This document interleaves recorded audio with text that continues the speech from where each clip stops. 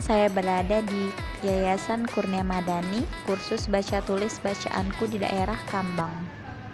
Baiklah, saya di sini akan mengamati Hania Syakira Salwa yang mengalami kurangnya konsentrasi dalam belajar di kursus baca tulis bacaanku.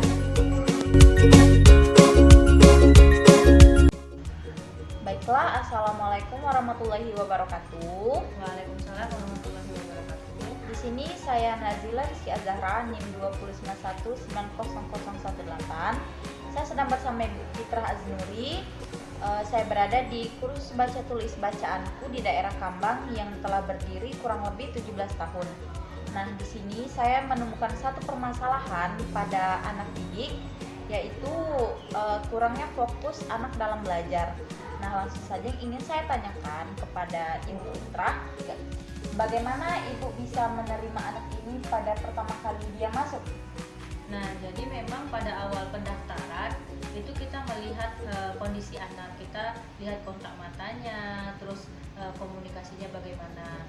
Memang anak yang kurang fokus ini kontak matanya ketika pertama kali kita bertemu itu sedikit kurang gitu kan ya. Terus ketika komunikasi juga tidak menerima feedback balik dari mereka. Jadi komunikasi itu hanya kita saja. Tetap kita terima karena kita merasa adalah pertemuan pertama itu bisa jadi karena anak belum beradaptasi ya, karena lingkungan yang baru, suasana baru, bertemu dengan orang yang baru juga. Nah, maka kita tetap terima, kita tidak bisa memvonis langsung ya bahwasanya anak ini tidak fokus, kurang fokus dan segala macamnya itu. Jadi dimasukkan dulu anak ke dalam ruangan ya, tunggu dulu waktu. Jadi butuh waktu. Biarkan anak beradaptasi dengan gurunya, dengan temannya, dengan lingkungan belajar. Nah, setelah pertemuan pertama, pertemuan kedua, jika memang tetap seperti itu, barulah kita menemukan oh ternyata benar anak ini kurang fokusnya. Jadi waktu pertemuan pertama tidak bisa langsung kita oh ini kurang ini ya, bisa jadi karena kita kan orang baru bertemu, mungkin anak belum bonding dengan kita gitu. Iya. Apa yang membuat Ibu tetap mempertahankan anak ini setelah Ibu tahu kalau dia kurang fokus? Nah, kita tetap pertahankan karena prinsip kita adalah kita ingin membantu anak ini ya, membantu si anak untuk bisa belajar dengan baik, bertemu dengan teman-temannya, karena pada dasarnya dia sama dengan teman-teman yang lain, dengan anak-anak yang lain juga. Dia ingin mendapatkan pendidikan yang baik, ingin bisa membaca karena kita di sini kursus.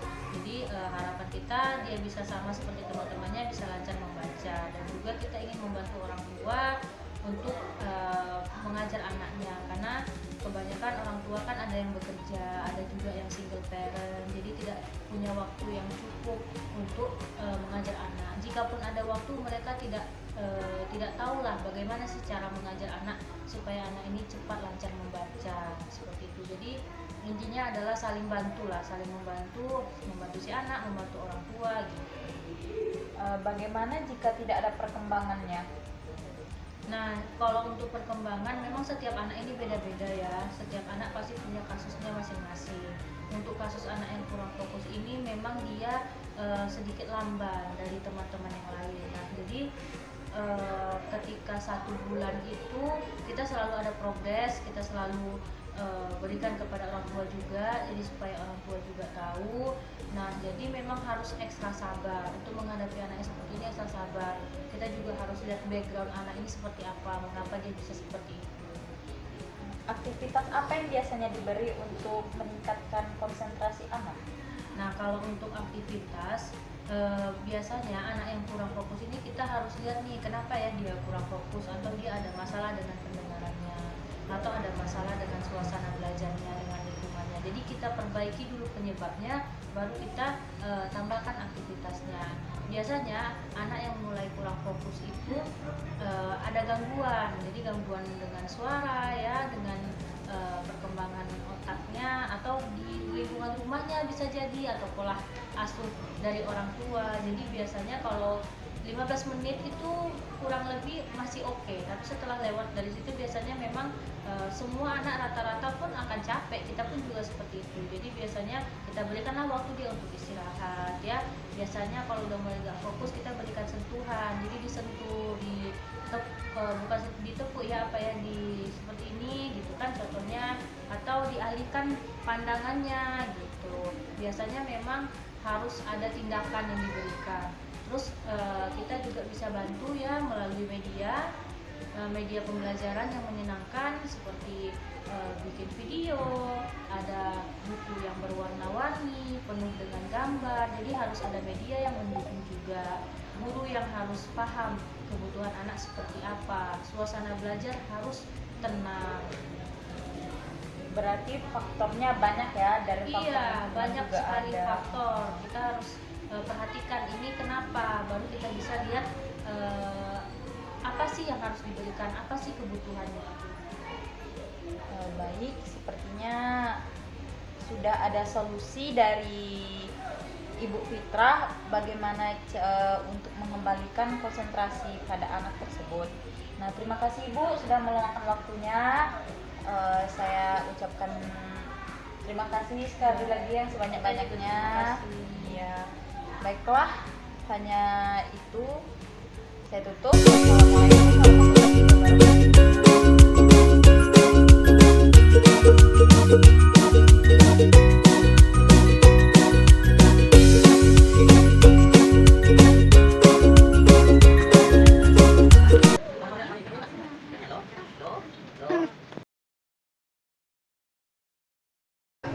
Di sini saya sedang bersama teachernya Hania.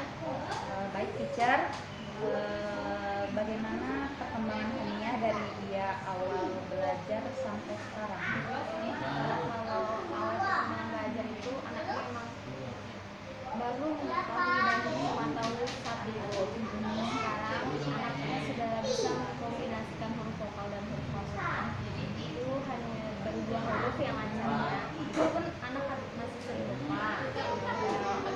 Setelah 17 kali pertemuan 1 bulan ini, anak mulai bisa membaca 4 huruf atau 1 kata seperti lala. Anak mulai bisa memaknai. Tapi ketika anak diberi instruksi suruh membaca paragraf, di situ anak mulai lupa ketika kita mulai mengkombinasikan huruf yang sudah dikaji. Bagaimana fokusnya anak? Apakah dia tertuju pada perintah yang teacher berikan? Untuk fokus anak kurang fokus. Jadi anaknya itu fokus dia berapa menit.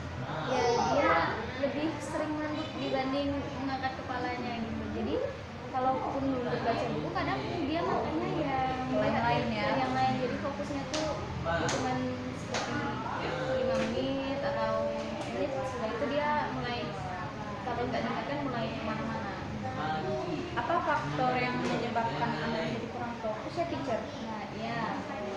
Selain saya lihat sih dari belakang masuk itu faktor bawaan, karena pertama sekali saya beri instruksi seperti kayak, nah ayo kesini, itu dia slow responnya itu emang lambat. Jadi kayak mungkin itu dari bawaan. Tapi setelah ngobrol dengan orang tua murid, dengan ibunda dari harinya itu, anak ibunya menjelaskan bahwa hanya itu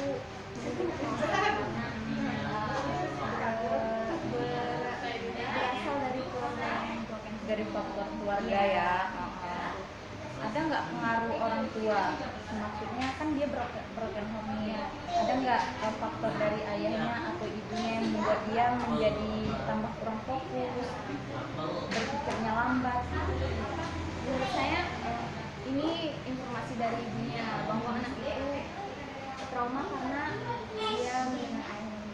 Jadi dia awalnya dia nggak kesini tuh sebenarnya dia awalnya juga nggak mau sekolah, karena dia nggak suka ketemu orang ramai. Setelah saya lihat lagi pas kita jalani seiring berjalan waktu, kita tahu bahwa menurut saya, maaf ya sebelumnya, ibunya ini kurang perhatian juga dengan perhatiannya. Karena setiap saya memberikan tugas pula itu